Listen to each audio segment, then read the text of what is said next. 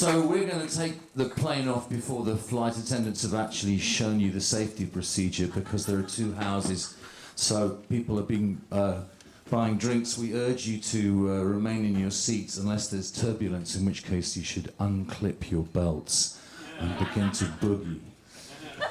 Joe produced some of the key records that I listened to when I was 12, 13, my psychedelic bar mitzvah, and made me the creature I am now. So we'll just start off with a song that was written then, prefiguring now, and it's interesting to see how much the songwriter, Robyn Williamson of the Incredible String Band, didn't get quite right.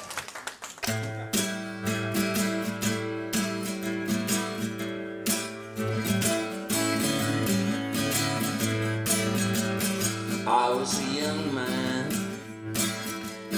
back in the 1960's.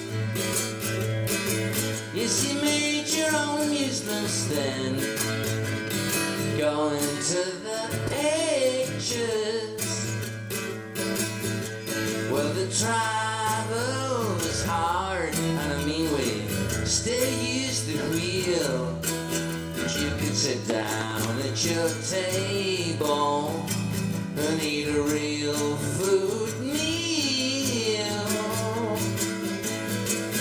But hey, you young people, well, I just do not know, and I can't even understand you when you try to talk slow. There's a friend of dancing on different stages, his name is Rocky, but his name was Bob Dylan.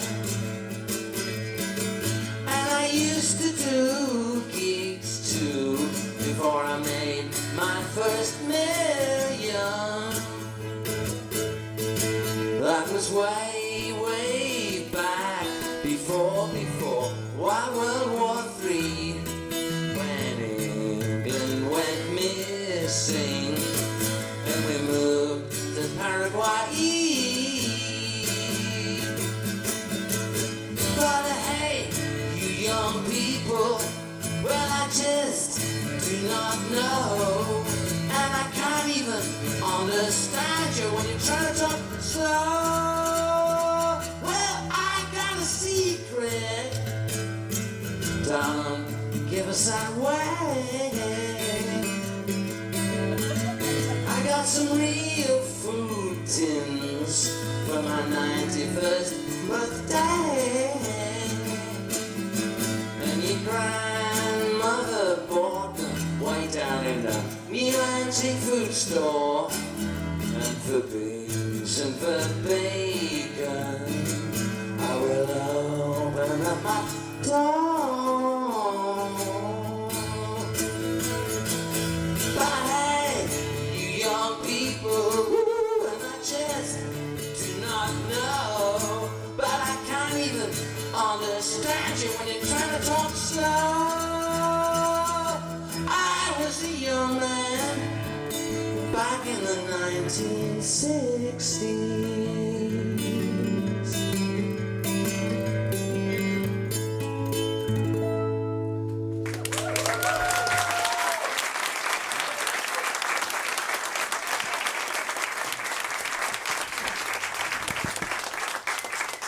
He got that millionaire part wrong. You mean about only having a first million? Yeah, when he made his first million. Oh, Robyn did, or I did? Robyn did. You said we'll see what he got right and what he got wrong. Yeah, no, he got that wrong. So I was confusing because his producer, of course, would have, made at least a couple of 100,000 if he made a million.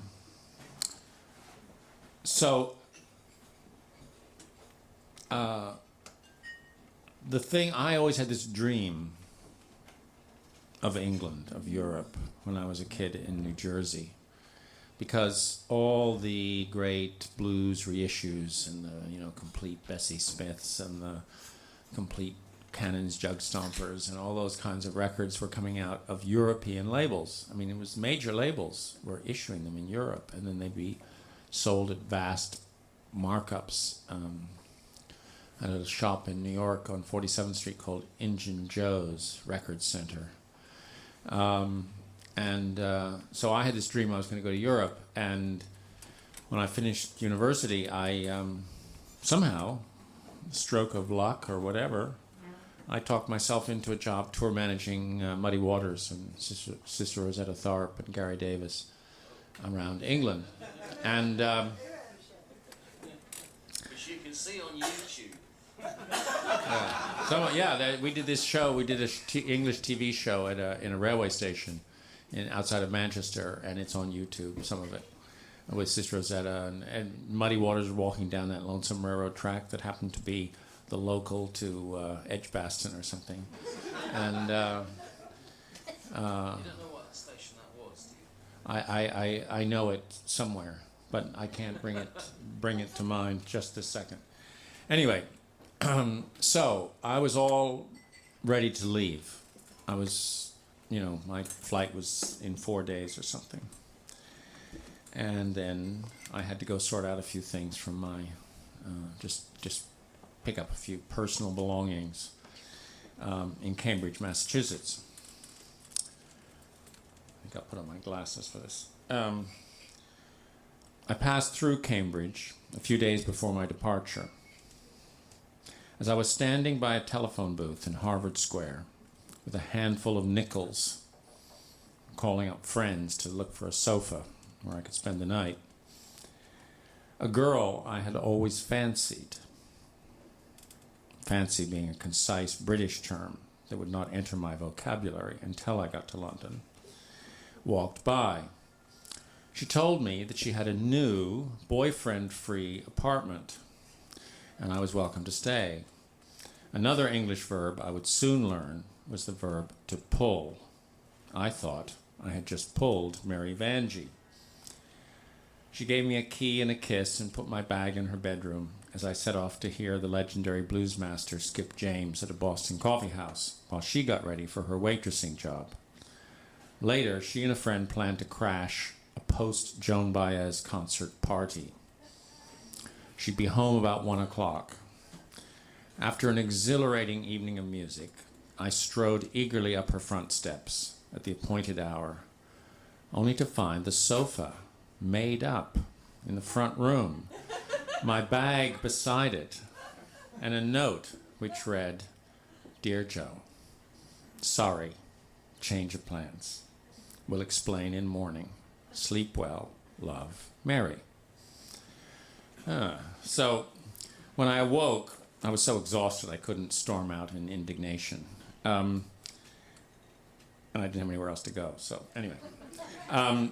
When I awoke to the smells of coffee and bacon, I threw on my clothes and peered into the kitchen. Mary was standing by the stove in a dressing gown, looking extremely pleased with herself. The bathroom door was closed, and I could hear the shower running. She grinned at me conspiratorially. "Guess who's in the shower?" "Dylan!"